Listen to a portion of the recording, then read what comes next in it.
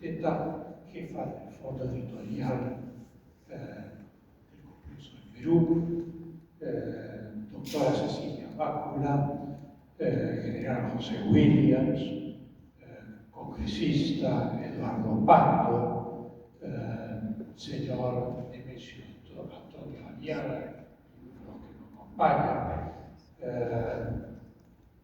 Para mí es importante, digamos, relevar aspectos que significó eso, más que las vivencias personales que ya en otras oportunidades he relatado algunos puntos que ahora. Lo fundamental es entender primero cuál es el significado político de la toma de la residencia del embajador japonés por el MRTA. El Perú había capturado a los jefes terroristas, había capturado a Ismael Guzmán, había capturado a Víctor Bonay, en fin, todas las cúpulas terroristas estaban presos y habían sido capturados sin ser heridos, sin ser golpeados, habían sido capturados a través de operaciones de inteligencia de alta complejidad. Por otro lado, gran parte del ala militar iba a tomar este local, el Congreso de la República, poco antes de lo de la embajada japonesa. Y para eso se preparaba en una casa en San Borja y estaban dirigidos por el anarquista Rincón. Estaban preparando la toma del Congreso y los congresistas, cosa que hubiera sido catastrófica y que logró ser desmantelada nuevamente a través del trabajo de inteligencia que se estaba llevando a cabo.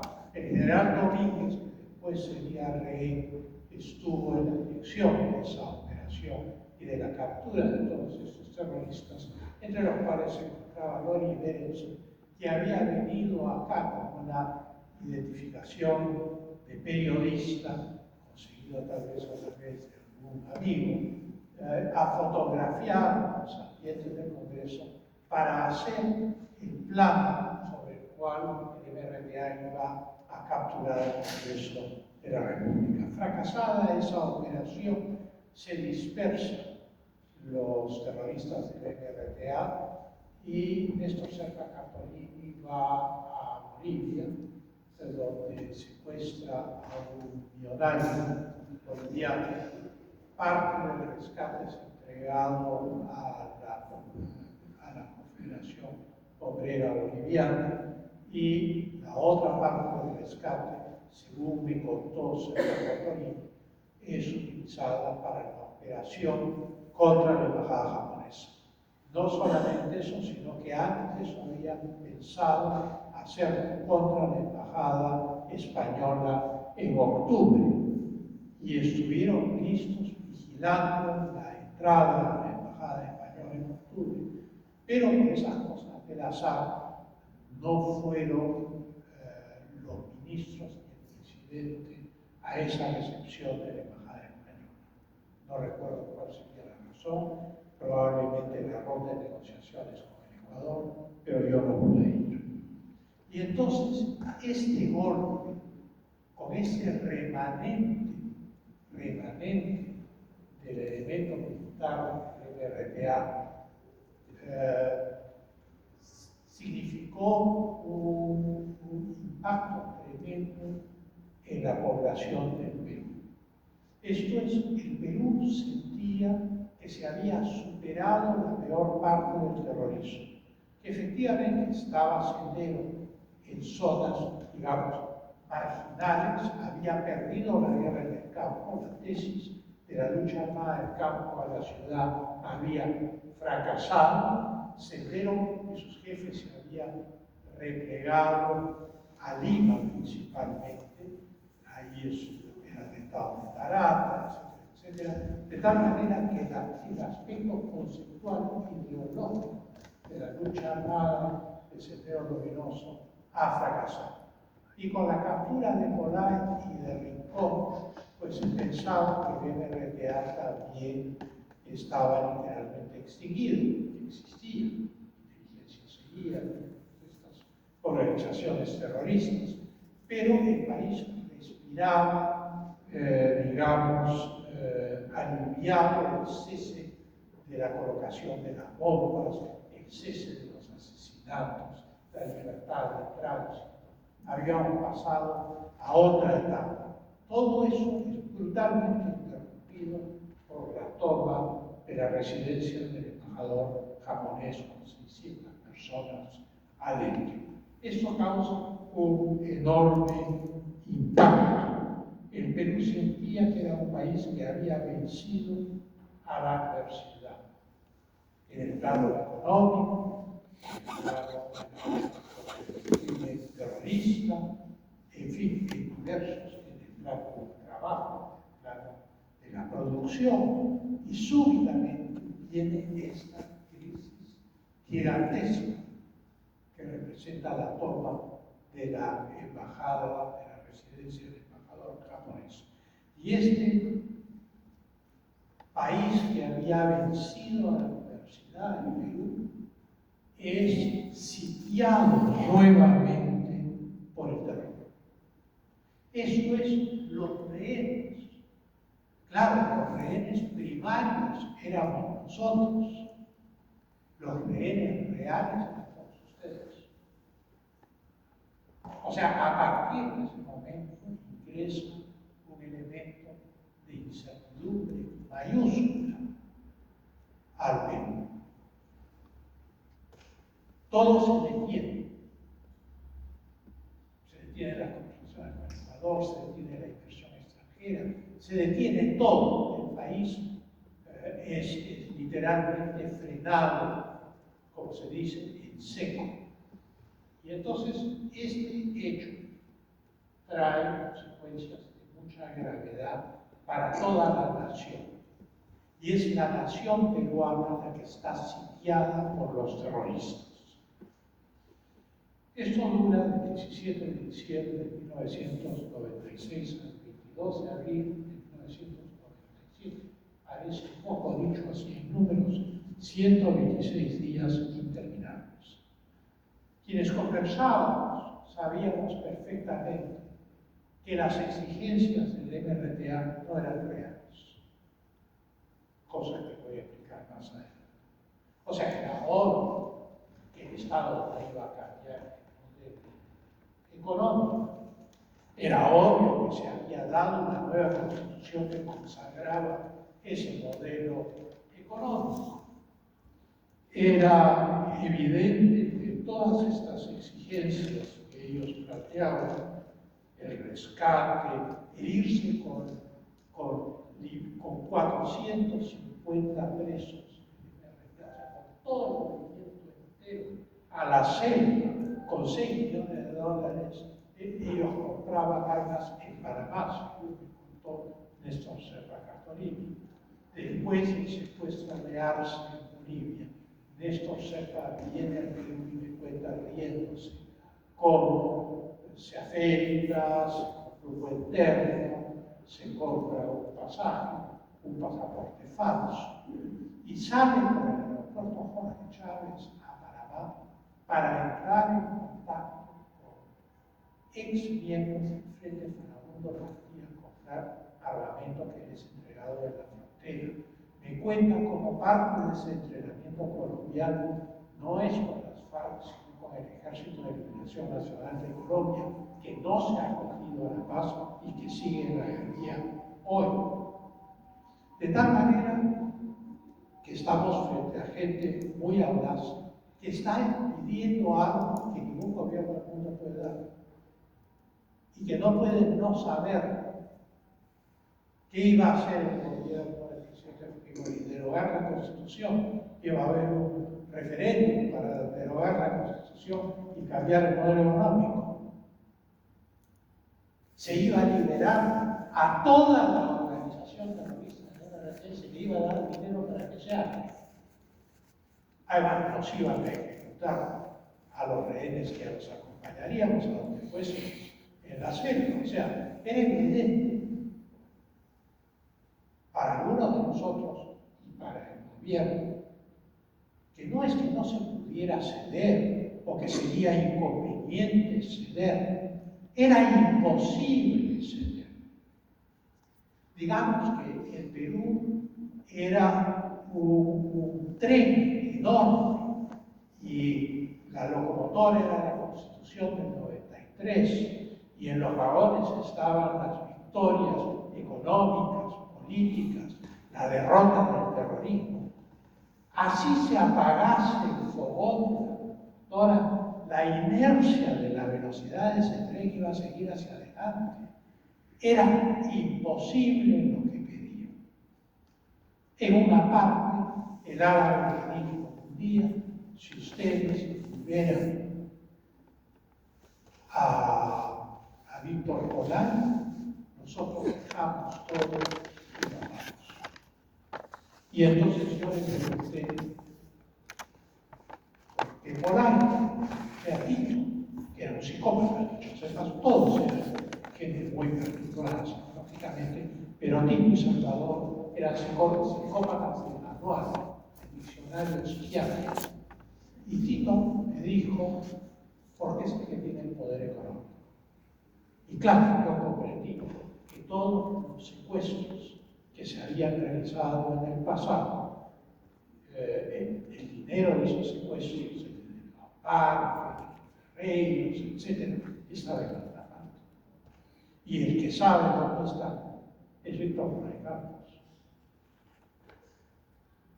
De tal manera que estas pequeñas confesiones internas, las conversaciones con ellos muestran la falsedad de la fórmula absoluta que ellos piden. Ellos tienen un interés concreto, que es el sacar a líderes que tengan acceso a los fondos de los secuestros en el extranjero.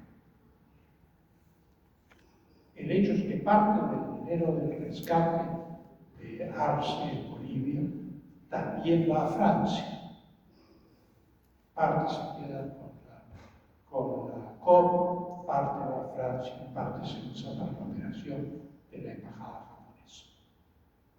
Entonces, políticamente, por lo menos yo supe desde el primer momento que no había transacción posible, que la amenaza de muerte que me hacen el primer día, yo me enfrento a hacerlo porque estoy en el primer piso, me hacen subir, llama mi nombre la primera vez y me quedo tranquilo, es instintivo, llama mi nombre la segunda vez y pienso, bueno, esconderme no puedo, o sea, ¿qué voy a hacer?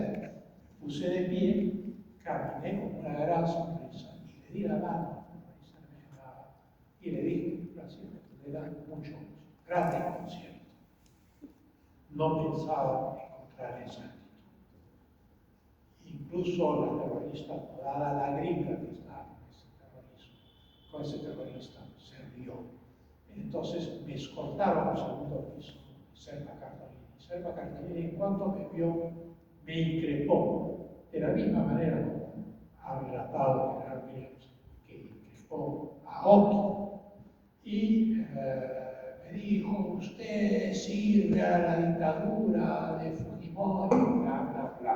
Fujimori había ganado las elecciones del 95 con el 64% del voto, con veedores de la OEA y de la Unión Europea. O sea, yo no hubiera aceptado ser canciller de una dictadura. Yo acepté ser canciller el 28 de julio de 1995 porque había un gobierno legítimamente electo. Se diga lo que se diga después. Y entonces, al ser increpado de esa manera, yo le dije, no es así.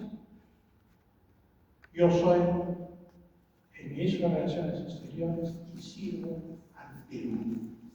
Y tenía la lista con los nombres, inmediatamente bajó la mirada. Claro, yo supe a partir de ese momento que era hombre muerto.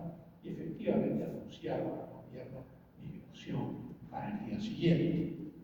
Pero la verdad es que no pude aguantar frente a la prepotencia de este hombre, ¿no? Y entonces la toma es la introducción a un proceso político que se transforma en el curso de los 126 días. En esa época, Perú tenía 26.000 muertos, que era lo que se contabilizaba en esa época de acción del terrorismo.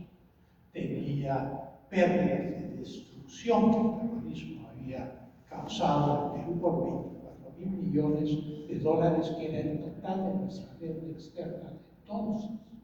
¿Puede un país, en su sano juicio, aceptar condiciones que simplemente hagan de cuenta que no murieron 26.000 personas, que hagan de cuenta que no se han desmantelado organizaciones terroristas, que hagan de cuenta que se ha hecho un proceso constituyente y que el pueblo peruano ha votado en un referéndum por una constitución y la ha aprobado simplemente porque 14 sujetos toman de rehenes a otros 72 y exigen esto? Pues no. De tal manera que yo personalmente pienso que ni ellos mismos, en su fuero interno, no lo que vamos a llamar la tropa, sino los 4 jefes, estaban pensando en otras opciones que hoy tocaremos. La embajada internamente se convirtió en un monumento de heroísmo cívico, así como el entrenamiento de la Fuerza Armada del exterior se convertiría en un monumento de heroísmo militar. Heroísmo cívico, que siempre hubo resistencia frente a los terroristas. No hubo claudicación, no hubo propuestas de ceder. Había gente que no estaba contenta, había gente que dependía del gobierno, había de todo, de todas partes, pero nunca ninguno de los 72 rehenes claudicó ni se dobló ante los terroristas.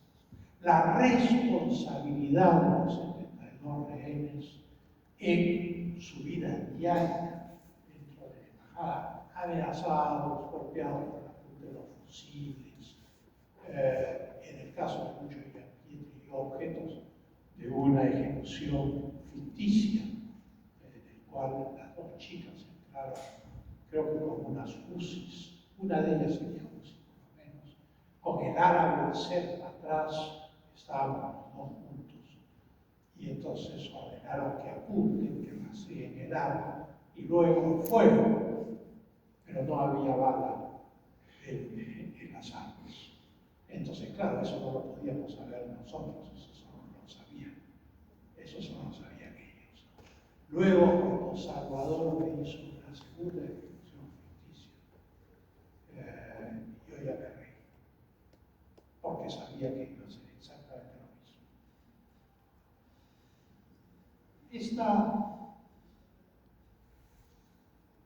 posición absoluta en la realidad representaba la imposibilidad de negociación. Formó una comisión negociadora dirigida por Domingo Palermo, pero acá es necesario hacer una diferencia entre los garantes, que son extranjeros, que son Monseñor Cipriani representando al Estado Vaticano, a la Santa Sede, y el embajador del Canadá, Anthony Wilson, representando al gobierno del Canadá, y por el otro lado la comisión negociadora, que está compuesta por el jefe de la Cruz Roja, Germini, por el ministro Domingo Palermo y por el embajador Terada, enviado especialmente desde Tokio para eso. Es muy importante la comisión de garantes, porque la comisión de garantes tiene como finalidad hacer algo que los negociadores no pueden hacer como negociadores que se traen, y poder aquilatar la situación real de los rehenes. La situación real de los rehenes es dura, parece rutinaria, pero no hay agua, no hay mucha higiene, hay ratas que corren cuartos, en fin, no hay electricidad, o sea que en cuanto oscurece prendemos velas, en fin, es una situación enormemente precaria. Durante 126 días dormimos en el suelo, no en colchones, en unas colchonetas de 5 centímetros máximo, y eso, o sea, literalmente en el suelo, con la ropa que tenemos puestos. Se manda una muda de ropa una vez a la semana, de tal manera que... Y la alimentación, bueno, ya porque se está dando escrito al detalle. Por otro lado, está la mentalidad terrorista, que es abusiva, abusadora. Y hay un ejemplo niño, pequeñito, que muestra la mentalidad. A los pocos días, el árabe me reta a jugar damas chinas. Yo no había jugado damas chinas desde que tenía 7 o 8 años. Jugaba damas chinas con mi abuela cuando era chico. Y claro, le digo que sí. Y naturalmente se ve que su juego eran las damas chinas. Entonces me gana de nuevo. Vuelve al día siguiente, me gana nuevamente. Y está inflado, está en la gloria el árabe. Pero yo voy recordando, y juego poco a poco sale de la memoria lo que uno sabe. Y en la segunda partida, en la segunda noche de estos juegos, le gano. Y entro en ataque de furia. Se levanta y se va. Nunca más vuelve a proponer un juego. Y durante un día entero no entra al cuarto. Y entonces es lo que el psiquiatra y pionero de la psicología Alfred Adler describe como el complejo de superioridad. El complejo de superioridad, la escuela se divide en psicoanalistas, en conductuales, psicoanalistas con Freud, en la escuela de Jung, que es una escuela de psicología profunda, histórica, y la escuela de Alfred Adler, que son las teorías conductuales más prácticas, que no buscan tanto revivir el pasado, sino decir, bueno, ¿qué hago de aquí para adelante? Pero Adler dice, el complejo de superioridad es la manifestación más clara de un complejo de inferioridad. Es una compensación. La persona normal no tiene complejo de superioridad. Es un ser que en su vida cotidiana hace lo que tiene que hacer, alterna con sus congéneres normalmente, con sus colegas, en fin, no hay esta necesidad de imponerse a los muertos. Estos jefes tenían esta necesidad continua de imponerse a los demás. Conversando con Salvador, el jefe militar, en un corredor, apareció el primero de estos blindados de la policía, portatropas blindados. Y conversando conmigo, de repente se puso a reír, agarró el AKM, apuntó al chofer y le disparó. La luna era blindada, la bala no pasó otra vez, pero como si fuese la cosa más normal del mundo. Pero estas son anécdotas que reflejan la mentalidad terrorista. Por último, aspecto psicológico enormemente importante, los 4 jefes se tenían miedo. Y había 2 bandos. El bando más intransigente y radical, que eran Tito y Salvador, el ideólogo y el jefe militar, y el otro bando, que era Sergio Bartolini, y el árabe, que tenía lo que en psicología se llama cobardía moral. O sea, no había una decisión respecto a su posición. Es el que me dice, bueno, ustedes sueltan la medalla y nosotros nos vamos. Pero a la hora de negociar las propuestas de la comisión negociadora, que no les dan nada, entonces ahí hay la tentación de ser Pacartolini y de aceptar una fórmula intermedia ofrecida por el gobierno, pero la intransigencia de Tito y del jefe militar. Y como tenían miedo de que unos maten a otros, entonces todos se ponen intransigentes, incluso los que hubieran estado dispuestos a estar solos a buscar una salida. ¿Por qué la comisión de garantes es importante? Porque constatan estas cosas. Cuando llega el señor Cipriani y Anthony Vince, representando a la Santa Sede y a Canadá, sepa envía una comisión de recepción, que se hace acá en el Congreso el 28 de julio. La comisión de recepción era el padre Vichy y yo, para recibir a Monseñor Cipriani y a Anthony Vincent, el embajador de Canadá, que dicho sea de paso estuvo en la toma de la embajada por los terroristas y fue increíblemente valiente. En ningún momento se agachó. Parecía una cosa salida de las leyendas del Imperio Británico. Estuvo de pie en medio de la balacera, observando lo que ocurría, como si con él no fuera un hombre de enorme coraje y rectitud personal, que ya falleció. Y entonces le pide a Serpa Cartolini y a los 4 jefes en realidad reunirse conmigo a solas siempre, para tener una versión fidedigna de la situación de los rehenes. Los jefes terroristas aceptan, cosa que es un error desde el punto de vista terrorista. Nunca debieron haber permitido eso. Y entonces lo que me dicen, bueno, ¿qué somos nosotros? Porque no sabemos muy bien cuál es nuestro rol. Y claro, en la época que yo estaba en las negociaciones con el Ecuador, y yo pensé en los garantes del protocolo de Río de Janeiro, los Estados Unidos, la Argentina, Chile, Brasil, y dije, bueno, ustedes son los garantes y van a hacer exactamente lo mismo. Van a vigilar que el proceso se conduzca dentro de ciertos parámetros de humanidad, etcétera, etcétera, etcétera.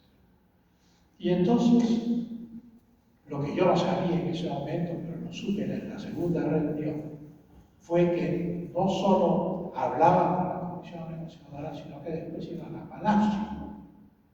Claro, el presidente no soltaba a Breno, pero yo conocía al presidente, ya llevaba más de un año trabajando con él, y entonces los estados de ánimo, lo que me describían ellos de sus conversaciones, permitían tomar el curso de la situación política y de saber si esto iba a buen o mal puerto. Internamente se formó un proceso de mando. Un día vino el general Domínguez y me dijo, ¿quién manda? Porque hay un grupo de generales que están en esta discusión de cuál de ellos manda. Y entonces yo pensé que había que mantener la calma, había que darle a la Fuerza Armada la oportunidad de rescatarnos. Yo siempre propuse a los intentos de escape. Más que una oportunidad le pedí a los garantes que me traigan una orden verbal del presidente de la República prohibiendo que se escapen los rehenes. Orden que me fue traída y que yo transmití a este pequeño comando que se formó internamente, que manejaba por un lado la inteligencia dirigida por Lucho Pietri, por el general Nati de Negri, en fin, y otras personas, y el aspecto político que era dirigido por mí a través de los garantes, y la comunicación con los terroristas, que era lo que realmente querían, hacia dónde apuntaban. Es en este contexto que la coincidencia entre los enemigos del gobierno afuera y la enemistad de los terroristas adentro coincide con el titular de un diario de circulación nacional que no voy a mencionar, que dice el túnel sí existe o algo por el estilo. Eso es como meterle los planos de la defensa nacional a un ejército extranjero con el cual uno está en guerra. O sea, es una cosa absolutamente terrible. Cambió la actitud de los terroristas respecto a los rehenes. Me acuerdo que fui llevado al primer piso, tirado al piso, para que escuchen a ustedes. Cavando, yo no escuchaba nada. A veces escuchaba un arañazo, podía ser cualquier cosa, podía ser calle, no se escuchaba nada. Esto en el comedor, ustedes sí escuchaban todo esto desde abajo, nosotros no nos escuchábamos a ustedes. Y entonces me dice Selma Cartolini, ¿qué es eso? Entonces yo digo, bueno, si escucho un arañazo será una rata. Y entonces se enfureció. Y entonces dije, bueno, una mosca. Entonces el árabe se rió y se rompió la tensión. Pero el hecho es que ahí la actitud de ellos cambió. Para eso el presidente hace el viaje, para buscar apoyos y quien acoja a estos terroristas en el extranjero. Y hay dos puntos esenciales de todo el viaje. El acuerdo de Toronto, por el cual el Perú y el Japón se comprometen, en el sentido que el Perú no va a utilizar la fuerza siempre y cuando la integridad física y psíquica de los rehenes sea respetada. Y la reunión con Castro, que le manda una carta que yo he leído a los terroristas diciéndoles que los recibe en Cuba, no les promete un gran asilo, no les pide que depongan las armas ni nada por el estilo, no hay ninguna invocación a la paz, porque su prestigio de líder revolucionario sería mellado si es que escribe algo así, pero les dice, bueno, que si vienen a Cuba los reciben. Para ellos era como haber recibido una carta, no sé, del profeta Isaías, sobre una visita. Esta carta con la firma de Fidel Castro como el manto de Turín, ¿no? Una cosa, o la corona de espinas, una cosa absolutamente de veneración religiosa. Pero el hecho es que los garantes se empujan con la oferta de Castro, porque en las negociaciones ya se ha fracasado y los garantes me lo dicen. Ya las negociaciones han fracasado, esto ya no funciona. Solo quedamos nosotros, Antonio Wilson y Monseñor Cepeda. Y entonces finalmente se hace una lista de 6 independentistas. Uno que es un anciano, o sea, gente que nada representativa y lateral a la organización misma, parte, digamos, ofensiva de la organización misma. Se les ofrece una suma de dinero, que no son los 6 millones, sino creo que si mal no recuerdo algo alrededor de $500.000, y se les ofrece un avión que se los lleve a Cuba. Y claro, la respuesta de ellos es categórica, es no. Ahí viene el juicio popular. Me lleva a una sala donde está el árabe Selma Cartolini con una revista abierta entre las piernas de Selma Cartolini, con 2 soldados o 2 tropas de la carretera que me apuntan con sus AKMs, y viene la acusación. Usted presidió la conferencia antiterrorista de la OEA en Lima, donde se aprobó la convención antiterrorista interamericana. Entonces yo dije sí. Pero me hubiera tocado a cualquiera, le dije. Porque Como ustedes saben, la OEA es un organismo internacional. A mí me tocó ser ministro ahora, pero si otro hubiera estado, igual hubiera tenido lugar la conferencia, igual se hubiera firmado la convención. Esto nos desconcertó, entonces empezaron con una serie de ámbitos. Yo creo que me acordé de un libro que había leído Roxana en la universidad, de Anne Krieger, una historiadora francesa, que se llama el libro Los grandes procesos de los países comunistas. Y lo que se busca es una confesión de culpa. O sea, el juzgado tiene que decir, sí, sí, soy culpable, por favor, fusílenme, mátenme, mándenme al campo de concentración. Y entonces empecé a decir que no a todo lo que me increpaba a partir de ahí en adelante. ¿Votó usted a favor de la ley? No. O si era evidente, decía, porque pensaba que era por el bien del país, pero nunca sí. Nunca una afirmación, nunca una aceptación. Eso los desconcertó mucho.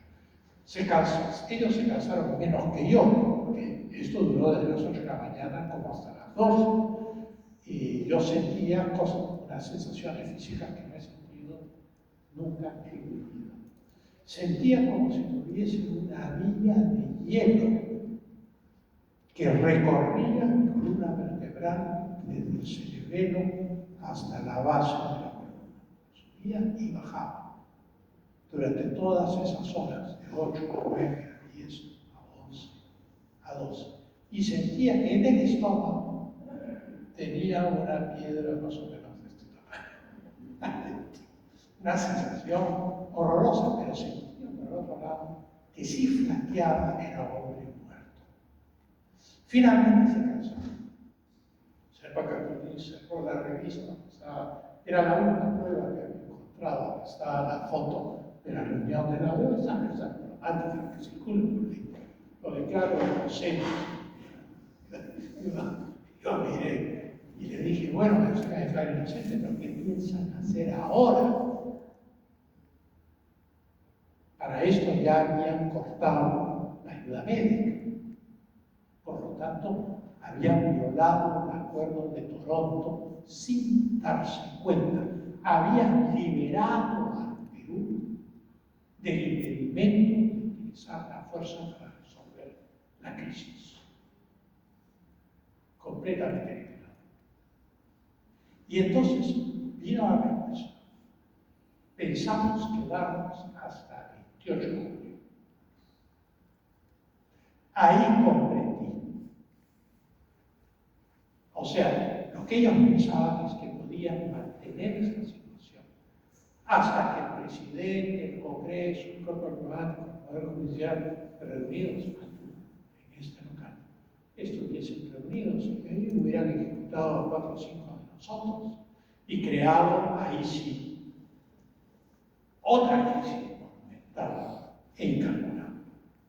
Tal es así que 2 días después se me acerca Michelle Mini y me dice, se necesita ropa de invierno porque está cambiando el clima. Y yo que ya sabía lo que me habían dicho al final de mi juicio popular, les dije no.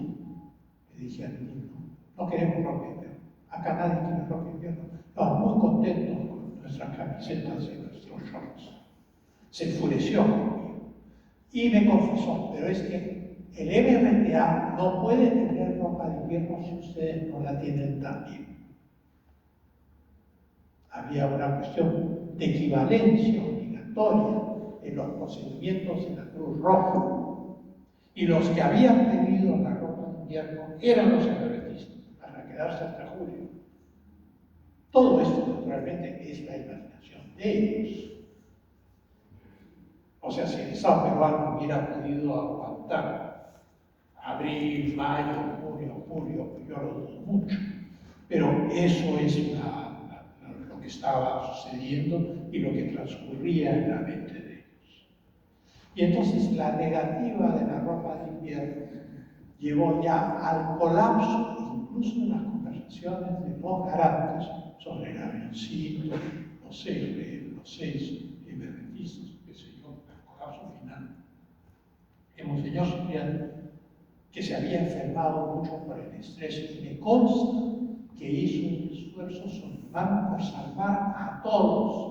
Él consideraba su misión pastoral evangélica sacar vida también a los terroristas. Yo debo confesar que la verdad, y lo que a mí me interesaba era que él saca vida, y me interesaba mucho menos lo que le pasa a los terroristas. Pero para él era todo el paquete. Y me dijo, ya terminó todo, nosotros ya no volvemos. Pero tenemos que dar esperanzas a que vamos a salir juntos. Tú vas a decir que las conversaciones continúan. Cosa que quería hacer de nuevo con la piedra en el estómago, pero ya no con la vida del hielo. A partir de ese momento yo supe que el rescate era una cuestión inminente. Desde el día antes, no es que nadie me dijera mañana, pero ya desde el día anterior había muchos signos de que la situación era completamente diferente. Y curiosamente, esa noche, a diferencia de las otras 124 noches, dormí muy bien. Cosas extrañas de la naturaleza, porque tenía la convicción que habíamos llegado al fin de la carrera y que venía la operación militar. En la mañana se tocó el himno de la marina, cosa que nunca se había tocado con los altoparlantes. Y entonces, claro, eso ya para mí fue la confirmación absoluta. Y estuve con la almirante Pietri cuando, digamos, dijo lo que ha salido en la presentación del general Williams, ella está enferma, etcétera, etcétera.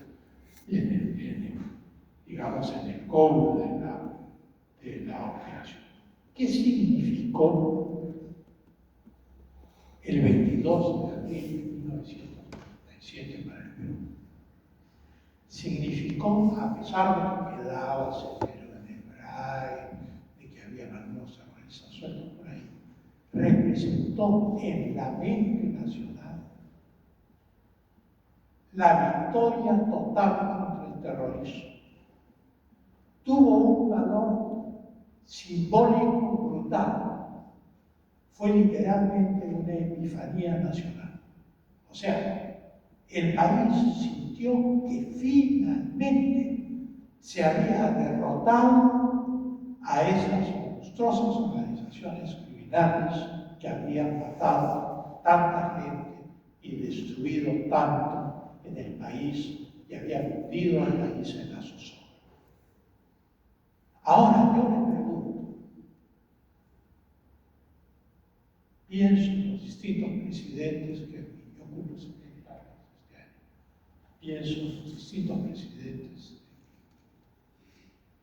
de existencia desde la infancia. ¿Quién se habría atrevido a dar la otra?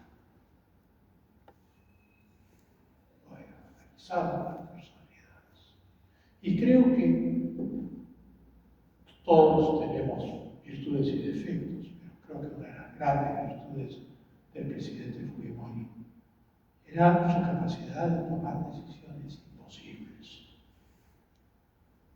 de emprender reformas tremendas que cambiaron la estructura del país. Y esta es una de esas decisiones que muy pocos presidentes que estén pensando en lo político, en las votaciones, en cómo van a quedar en los libros de historia o qué sé yo, se atreverían a tomar. Y entonces yo aprovecho esto para rendir homenaje a esa decisión. Porque esa decisión, más allá de sus defectos y de sus virtudes, muestra la verdadera naturaleza de ese ser humano que fue el presidente Fujimori.